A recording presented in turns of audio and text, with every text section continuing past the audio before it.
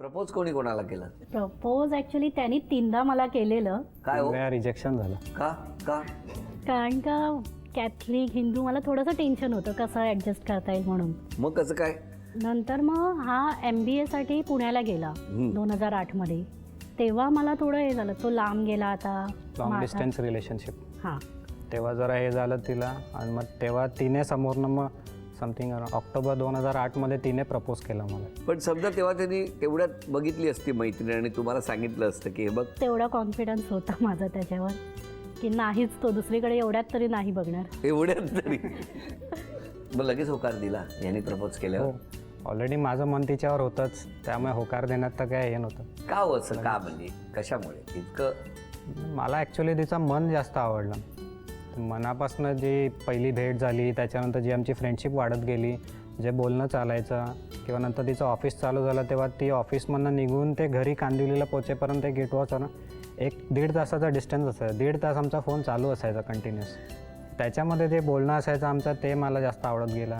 मुळात तिच्यात जास्त मला इंटरेस्ट आला, त्याच्यामुळे मी तिची निवड का केली. म्हणजे असं तुम्ही का नंतर विचार केला? ह्याचा स्वभाव मला खूप आवडायचा, दुसऱ्यांना हेल्प करायची. बर. मग म्हणजे सर्वच, माझ्या बहिणीला तो हे खूप करायचा, मानायचा खूप. काही डिसिजन घ्यायचा तर माझ्या बहिणीला विचारायचा किंवा त्याच्या आईबाबांना तो जशी काळजी घ्यायचा त्याप्रमाणे मला वाटायचं की समथिंग डिफरंट, हा वेगळा मुलगा आहे. पण मला सांगा, मग हे किती दिवस चाललं होतं की तुमच्या दोघांमध्येच हा संवाद होता? तेव्हा तुमच्या बहिणीला माहिती होतं? हो, तिला म्हणजे असं हिंट होती.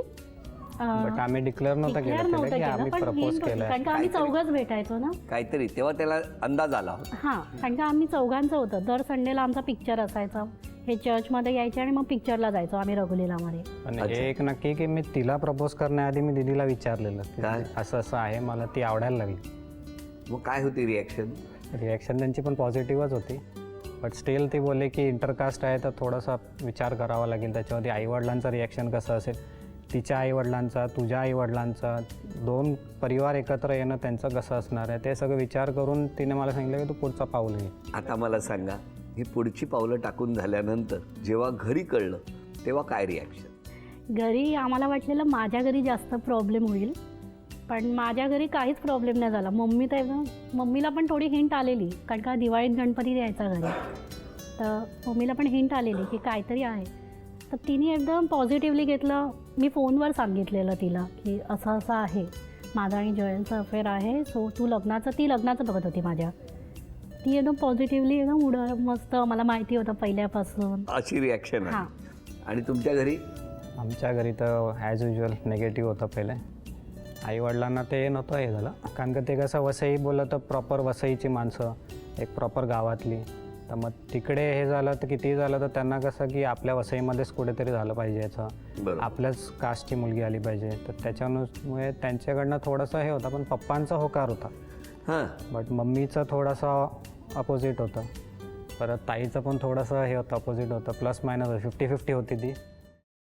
सफरचंदाचे काप नीट परतल्यानंतर त्यामध्ये दालचिनी पूड आणि मध घालून पुन्हा नीट परतून घ्यावं. बटर लावलेल्या ब्रेडवर सफरचंदाचे तुकडे, बदामाचे तुकडे, टुटी फ्रुटी, डार्क चॉकलेट आणि मीठ घालून दुसरा ब्रेडचा तुकडा त्यावर ठेवून वरच्या बाजूला बटर लावून घ्यावं. एका बाउलमध्ये स्ट्रॉबेरी सिरप आणि क्रीम घालून सॉस तयार करून घ्यावा. तयार सँडविच पॅन मध्ये बटरवर ग्रिल करून घ्यावं आणि स्ट्रॉबेरी सॉस बरोबर सर्व्ह करावं.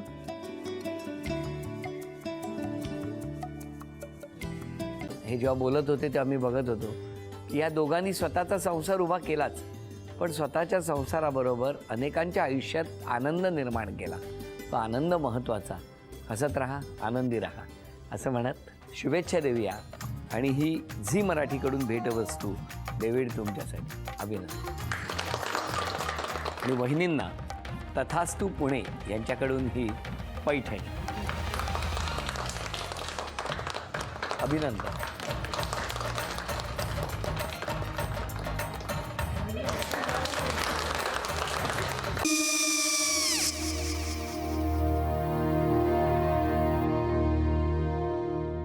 काय गो?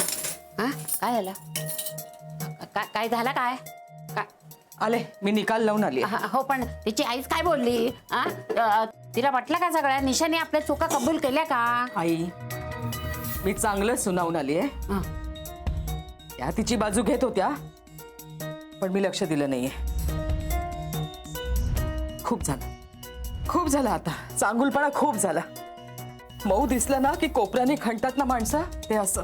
अगो पण आईच म्हणली काय तिची, पटला काय तिका? मला माहिती नाहीये.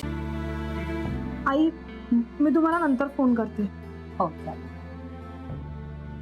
आणि आई बाबा जे बोलले त्याचं वाईट नका वाटून घेऊ. सॉरी. सॉरी काय त्या? नेहा आले. आई मी येते. होय. काकू येते.